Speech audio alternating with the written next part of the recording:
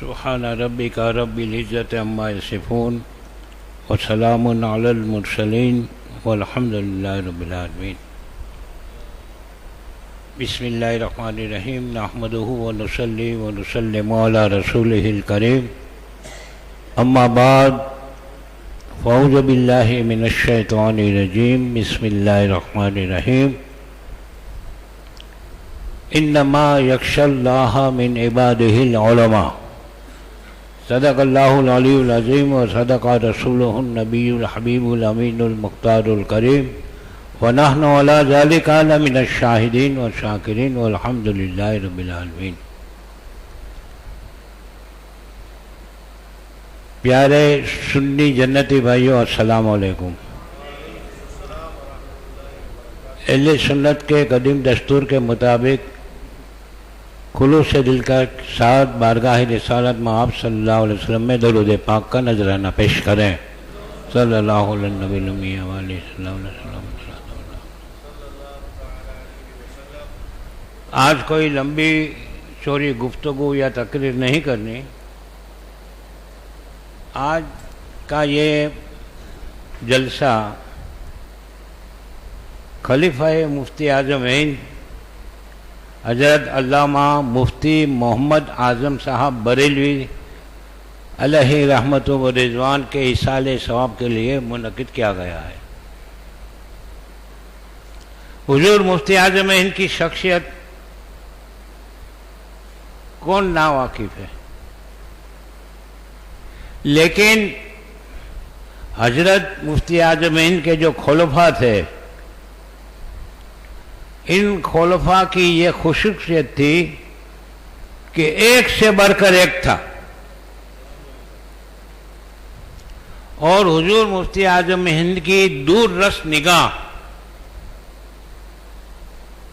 ہر اس شخص کے مستقبل کو دیکھ رہی تھی جس کو وہ خلافت دے رہے تھے. اور حضور مفتی اعظم ہند جیسا پیر خدا کی قسم میں نے اپنی نظروں سے نہیں دیکھا.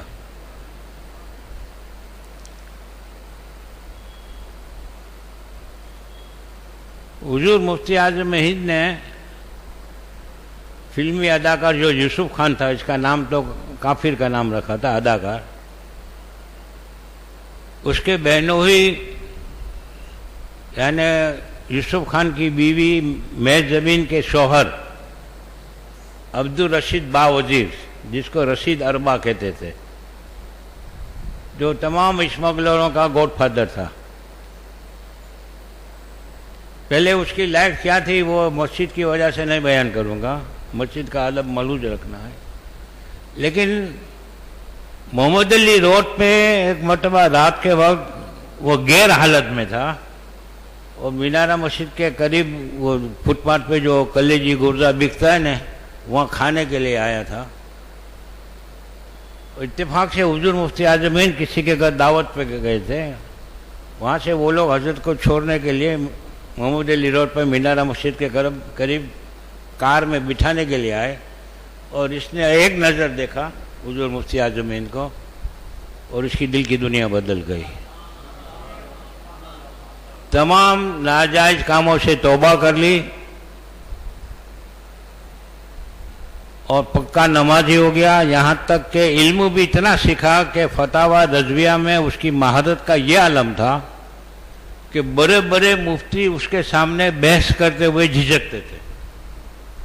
وہ فتاوی رضویہ کا پھر فور حوالہ دیتا تھا، فلاں جلد میں اعلیٰ حضرت نے یہ لکھا ہے نا، فلاں جلد میں یہ لکھا.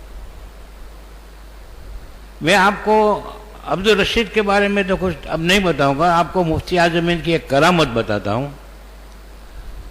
عبدالرشید باوزیر کا ایک مکان پائیدونی پولیس چوکی کے بازو میں تھا، بالکل قریب میں، اور ایک بڑا بنگلہ ان کا ماہم میں تھا. تو حضرت کو وہ اپنے پائیدونی والے مکان پہ ٹھہراتا تھا.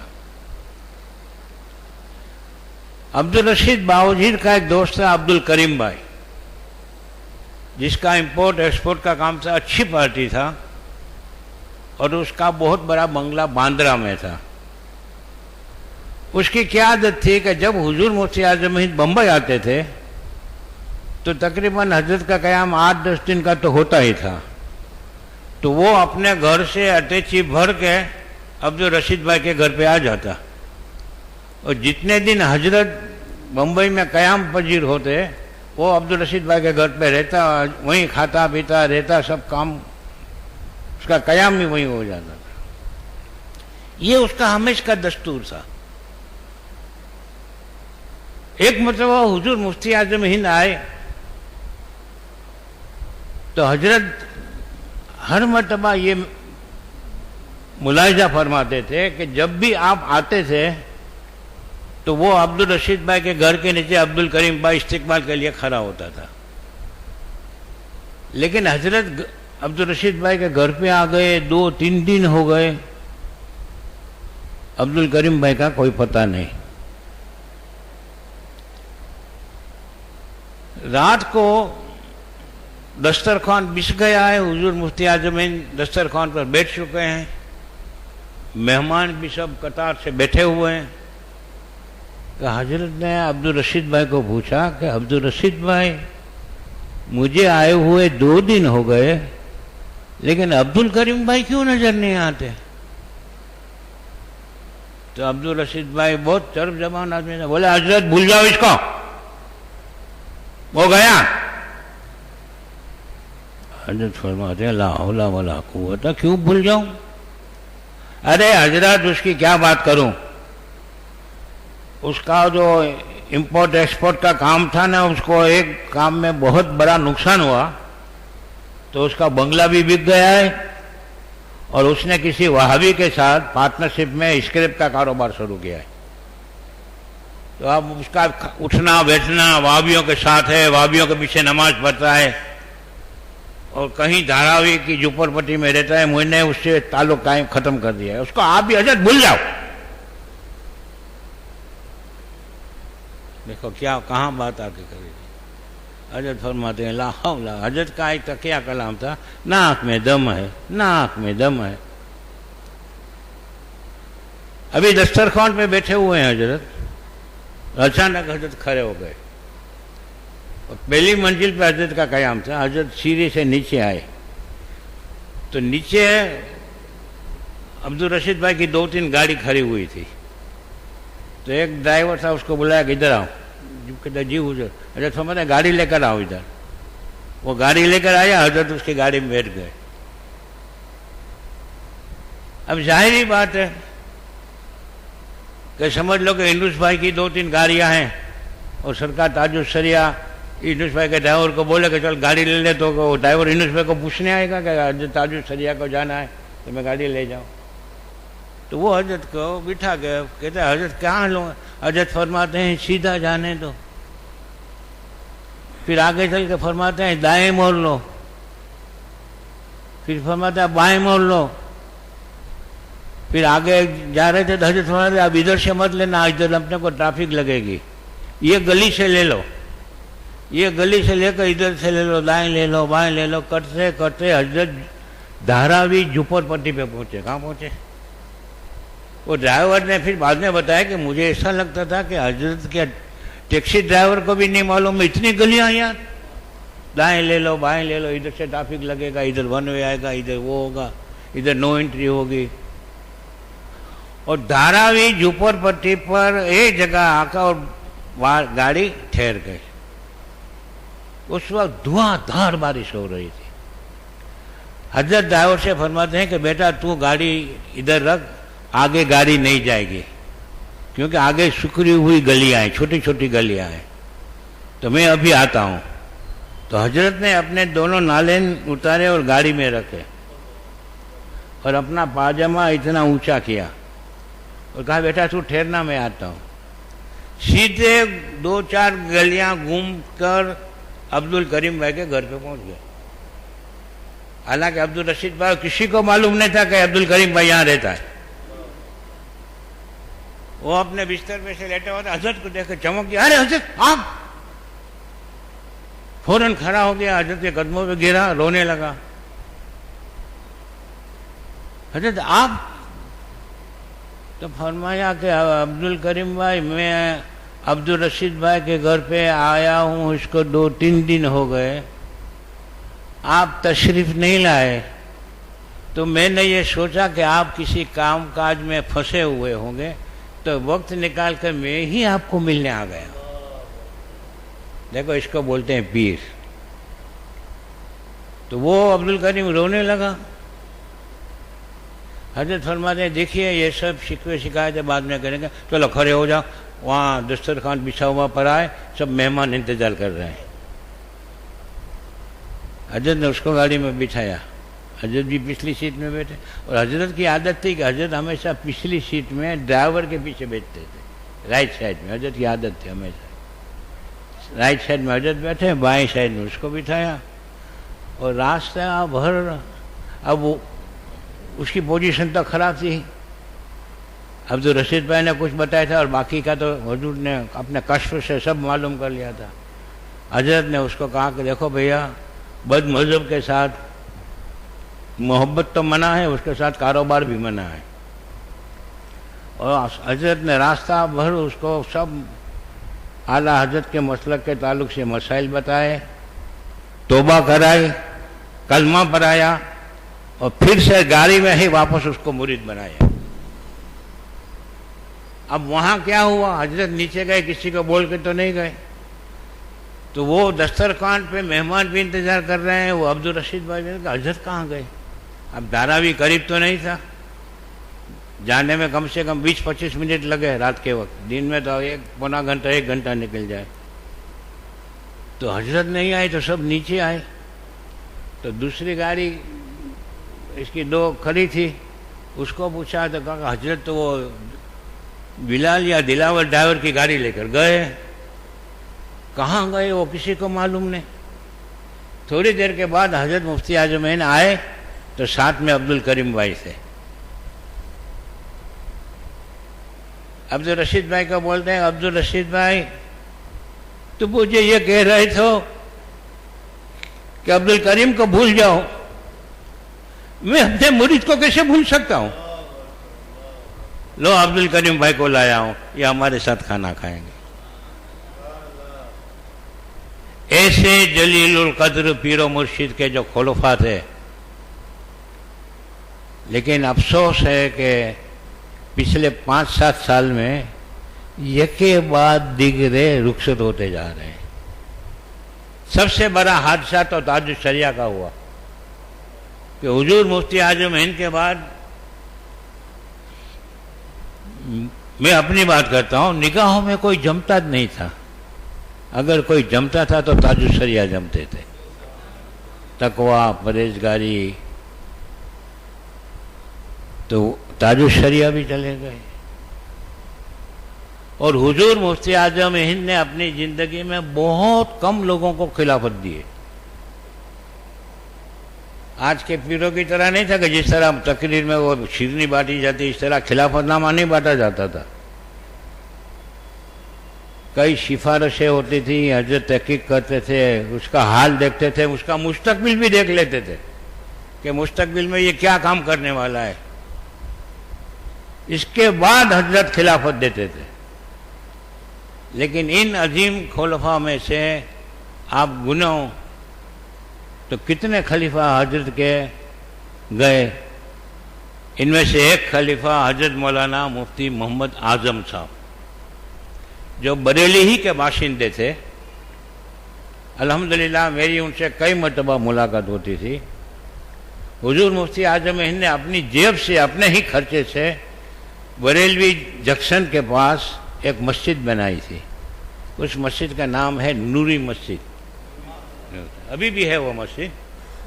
اور حضرت نے نوری مسجد بنانے کے بعد اس مسجد کے امام کی حیثیت سے حضرت مولانا مفتی محمد اعظم صاحب کو تقرر کیا تھا۔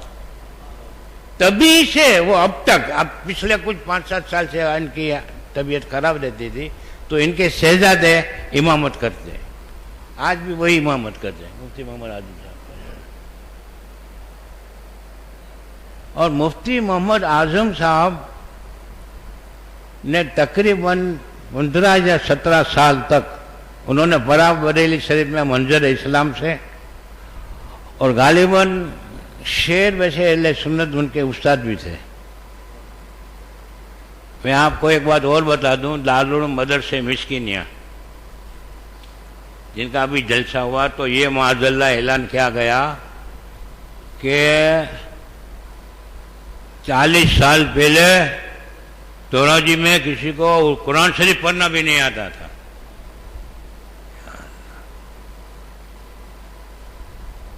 اور ابھی کے جو ہے وہ مدرس ہیں ان کی تعریف کی گئی کہ جب سے یہ تشریف لائے نہیں تو یہاں ماحول دینی ہو گیا اور لوگوں نے قرآن شریف بھی سیکھ لیا۔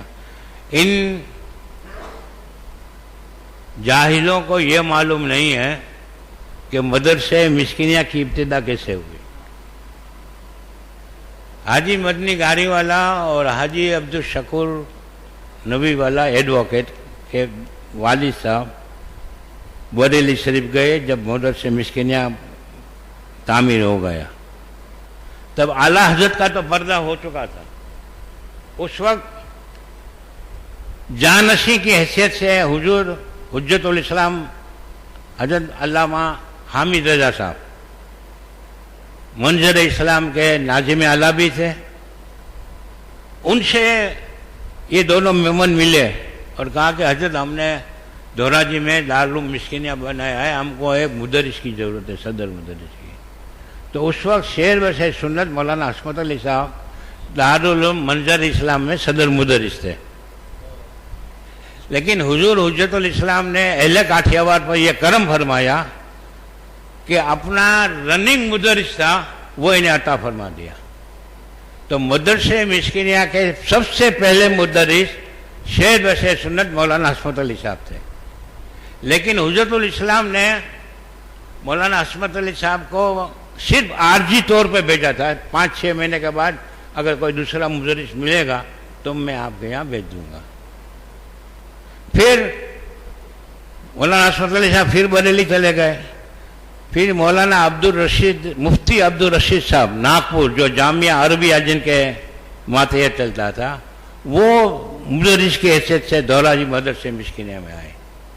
پھر حجت الاسلام نے صدر الافاضل مولانا نعیم الدین صاحب سے رابطہ کیا اور کہا کہ حضرت اگر آپ کا کوئی خاص الخاص شاگرد ہو تو وہ آپ دھوراجی کے لیے متعین فرما دیجئے۔ تو صدر الافاضل مولانا نعیم الدین صاحب نے حضرت مولانا مفتی احمد یار خان صاحب حکیم الامت جنہوں نے جہاں الگ کتاب لکھی ہے، ان کو متعین کیا دھوراجی مدرسے مسکینیہ کے لیے، اور ان کے خاص الخاص شاگرد تھے مفتی احمد میاں صاحب۔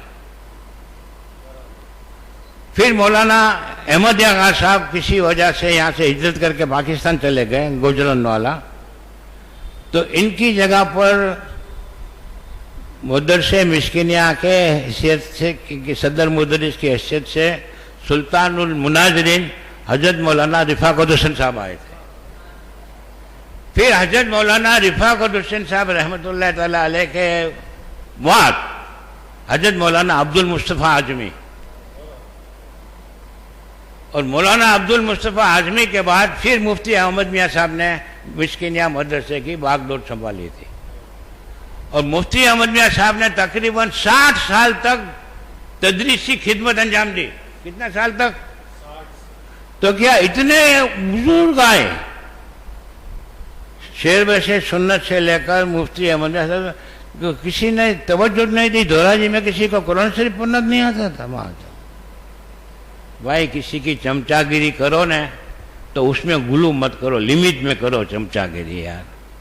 خیر، مفتی محمد اعظم صاحب کا علم اتنا مضبوط تھا کہ اس زمانے میں بریلی میں 2 ہی مفتی اعظم تھے، ایک مفتی اعظم ہند اور ایک مفتی محمد اعظم صاحب۔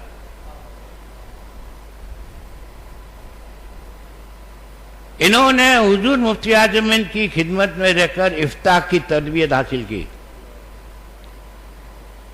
لیکن حدیث میں ہے حضور اقدس رحمت عالم صلی اللہ علیہ وسلم ارشاد فرماتے ہیں کہ قیامت کی نشانیوں میں سے ایک نشانی یہ ہے کہ اللہ تعالیٰ دنیا سے علم کو سلب فرما لے گا، لیکن علم فی الفور سلب نہیں ہو جائے گا کہ دنیا سے ایک ہی جھٹکے میں علم اٹھ گیا، بلکہ ینزع العلماء، حدیث کے الفاظ ہیں کہ علماء ایک کے بعد دنیا سے رخصت ہوتے جائیں گے۔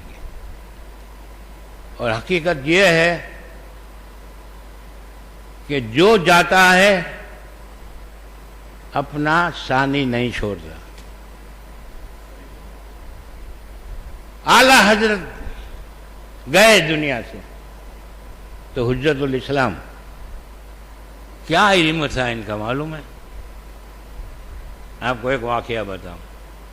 جب خلافت کمیٹی کا دورہ تھا تو یہ مولوی ابوالکلام آزاد ایک نمبر کا نیچری اور مرتد تھا۔ فتاوی رضویہ میں اعلی حضرت نے اس کا خوب رد فرمایا ہے۔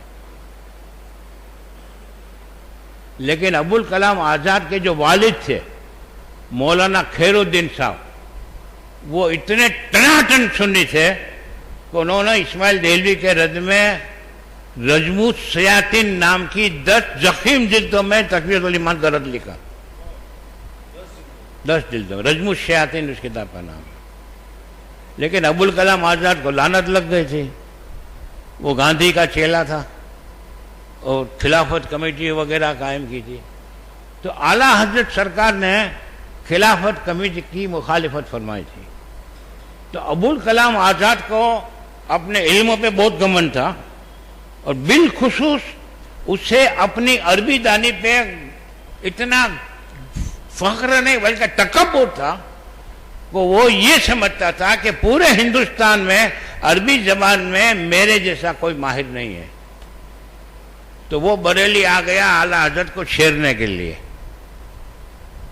گورنمنٹ گیسٹ ہاؤس میں ٹھہرا اور قاصد بھیجا اور کہا کہ مولانا احمد رضا صاحب، میں ابوالکلام آزاد بریلی میں آیا ہوں اور آپ سے مناظرہ کرنا چاہتا ہوں۔ تو اعلیٰ حضرت نے جواب دیا کہ مناظرہ تو ہماری خوراک ہے، مناظرے سے کس کو انکار ہے؟ آپ جس وقت اور جہاں کہیں گے خادم مناظرے کے لیے تیار ہے۔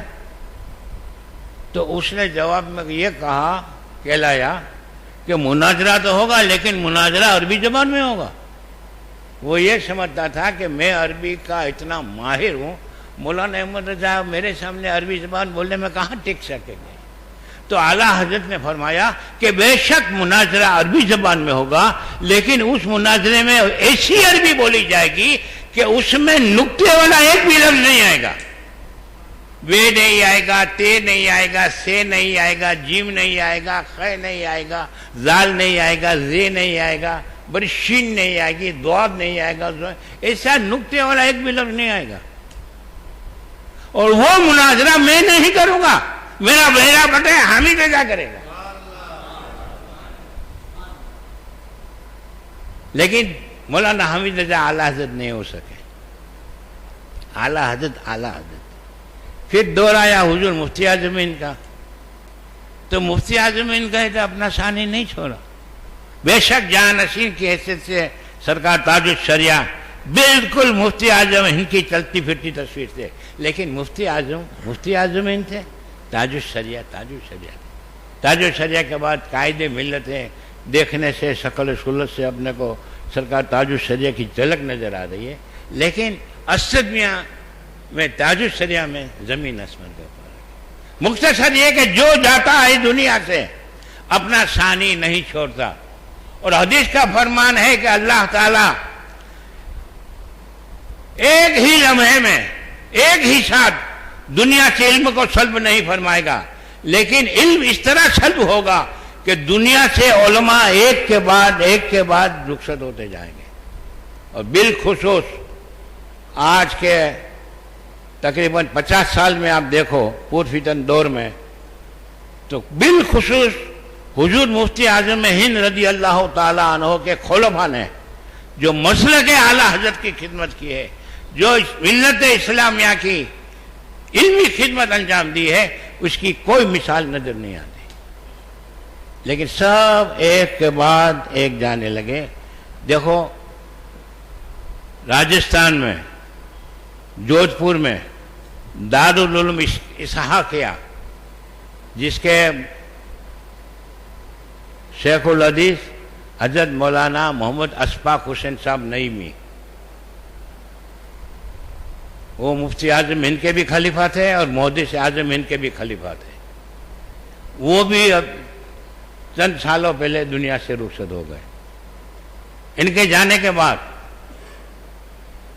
مفتی سید شاہد علی رضوی مولا سرخا رامپور، جنہوں نے اعلی حضرت کے مسلک کی خدمت میں ایسا کردار انجام دیا ہے کہ رامپور کی دھرتی سے وہابیت نے دم توڑ دیا، وہ بھی گئے. ان کے بعد دارالعلوم اجمل العلوم سنبھل کے شیخ الحدیث مفتی محمد یامین صاحب، وہ بھی گئے. ان کے بعد شہباز دکن حضرت مولانا مجیب علی رضوی حیدرآباد، انہوں نے پردہ کیا. ان کے بعد ہمارے ایک جانے پہچانے اشرف الفقہا حضرت علامہ مفتی مجیب اشرف صاحب نے دنیا سے پردہ کیا. ایک اور خلیفہ جن کو شاید آپ نہیں جانتے، مولانا عبد الغنی صاحب نصیر آبادی مہاراشٹر، انہوں نے بھی دنیا سے پردہ کیا. ایک میرے استاد تھے مولانا عبد الجلیل صاحب پورنیہ، وہ بھی دنیا سے رخصت ہو گئے. پھر ہم شبی ہے مفتی اعظم حضرت مولانا مفتی سبطین رضا صاحب کانکیر چھتیس گڑھ، وہ دنیا سے گئے. حضرت مولانا تحسین رضا صاحب استاد العلماء بریلی شریف، وہ بھی دنیا سے گئے. امام علم و فن حضرت مولانا مفتی خواجہ مظفر حسین صاحب، جو حضور مفتی اعظم ان کے چہیتے خلیفہ تھے، اور علم جفر میں اس دور میں صرف وہی ایک ماہر تھے. علم جفر وہی جانتے تھے، دوسرے کسی کے پاس علم جفر کا علم نہیں تھا، وہ بھی دنیا سے گئے. ایسے تو کئی علماء، اور یہ جتنے بھی علماء جن کے میں نے ابھی آپ کو نام گنائے، سب کے سب علم کے بہتا سمندر تھے، اور سب نے مسلک اعلی حضرت کی وہ نمایاں خدمت انجام دی ہے کہ جس کی مثال دنیا میں نہیں مل سکتی. ان میں کہ ایک شخصیت تھی جو ہمارے لیے آثار قدیمہ کی حیثیت سے بریلی شریف میں، حالانکہ پچھلے 5-7 سال سے علیل تھے، بستر علالت پر تھے، لیکن اللہ کی نعمت کی حیثیت سے وہ ہمارے درمیان میں جلوہ فرماتے، وہ تھے حضرت مولانا مفتی محمد اعظم صاحب، وہ بھی دنیا سے گئے. لیکن ایک بات اور سنو، جتنے خلفاء کے میں نے نام آپ کو ابھی بتائے، اور بالخصوص جانشین مفتی اعظم ہند، قاضی القضات فی الہند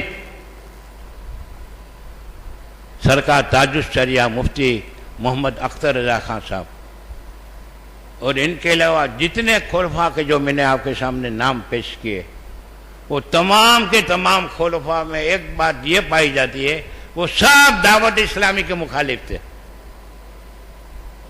حالانکہ بے شمار علماء اہل سنت دعوت اسلامی کے مخالف تھے، لیکن جن خلفاء مفتی اعظم ان کا میں نے آپ کے سامنے ذکر کیا ہے، وہ سب کے سب دعوت اسلامی کے مخالف تھے. کیوں؟ یہ علم والے تھے،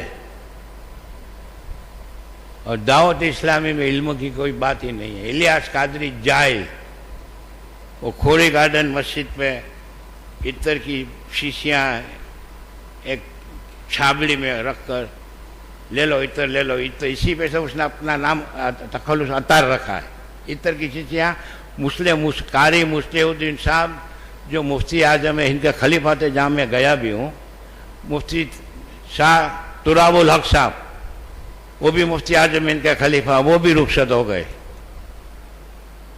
اس مسجد کے دروازے پہ کھڑا رہ کر یہ عطر بیچتا تھا اور اس کو ڈائریکٹ دعوت اسلامی کا امیر بنا دیا گیا. جاہل آدمی. آج دیکھو ہر جگہ آج جاہلوں کی بول بلائے. علم والے سے لوگ کتراتے ہیں. کس سے کہانیاں کرے گا، جوکس کرے گا، ڈانس کرے گا، ناٹ پڑے گا، جھومے گا، نخرے کرے گا، روئے گا، دھوئے گا. ایسوں کی تقریر میں پبلک کو مزہ آتی ہے. اور کیا ہوتا ہے معلوم ہے؟ یہ جاہل لوگ کے پاس علمی بات تو کچھ ہوتی نہیں ہے. وہ کیا کرتے ہیں؟ پبلک کو اپنا گرویدہ بنانے کے لیے ایسی حدیثیں بولتے ہیں کہ جس میں فضیلت ہوتی ہے. ایک حدیث بتائیں گے 4 رکعت پڑھو، پہلی میں یہ پڑھو، دوسری میں یہ پڑھو، تیسری میں یہ پڑھو، چوتھی میں یہ پڑھو، تو سمندر کے ذات کے برابر بھی تمہارے گناہ ہوں گے تو تمہارے گناہ معاف ہو جائیں گے. پولی بولتے ہیں کتنی اچھی تقریر کہتی ہے. دیکھ وہ تقریر کے بعد لائن سے آدمی 4 رکعت پڑھنے کے لیے کھڑے رہ جاتے ہیں اور سمجھتے ہیں کہ اپنا اکاؤنٹ کلیئر ہو جائے گا.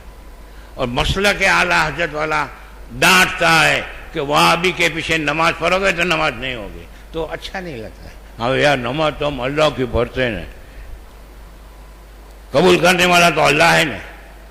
بس ایسی بات. لہذا سرکار تاج الشریعہ علیہ رحمت و رضوان اور دیگر خلفائے حضور مفتی اعظم ہند کا ہمیشہ یہی پیغام رہا کہ دعوت اسلامی اور سنی دعوت اسلامی یہ مسلک اعلیٰ حضرت کی تنظیم ہے ہی نہیں، بلکہ یہ تنظیمیں مسلک اعلیٰ حضرت کے خلاف ورزی کر رہی ہے.